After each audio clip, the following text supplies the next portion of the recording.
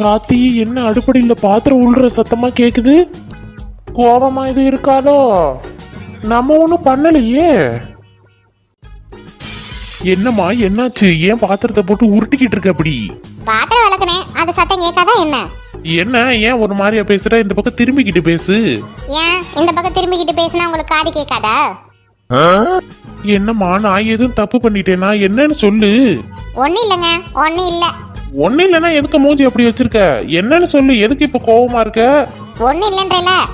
சரி சாரி, என் மேலதான் தப்பு, சாரி. ம்? அதான் சாரி சொல்லிட்டேல, அப்புறம் எதுக்கு இன்னும் இந்த பார்வை? என்னன்னே தெரியாம எப்படிங்க ஒரு மனுஷனால சாரி கேட்க முடியுது? நீ ஏன் அப்படி மூஞ்சிய வச்சிருக்க? அதான் சாரி கேக்குறேன். நீங்க என்ன பண்ணீங்க? எதுக்காக சாரி கேட்டுட்டு இருக்கீங்க? அதத்தானமா நானும் கேக்குறேன். நான் என்ன பண்ணேன்? ம், ம்.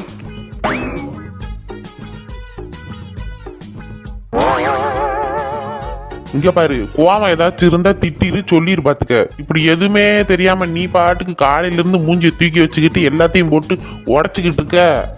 ஒன்னும் இல்லைங்க, காத்துல பறந்து வந்துருச்சு. கொண்டாங்க. ம், ம்.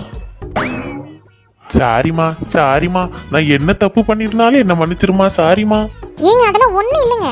அதான் சாரி சொல்றேன் இல்ல. என்னன்னே தெரியலையே, எதுக்குதான் இப்படி மூஞ்சி வச்சுட்டு இருக்கான்னு தெரியலையே. சரியான பசிமா, சாப்பாடு கூடு, நல்லா சாப்பிடணும் இன்னைக்கு. இந்தாங்க என்னம்மா இது? பழைய சோறு. இங்க பாரு, ஏதாவது கோவம் இருந்தா சொல்லி போடு பாத்துக்க. அதுக்கு இன்னும் பழைய சொத்தை போடுவியா நீ? நானே தானே தின்றேன், தின்னுங்க.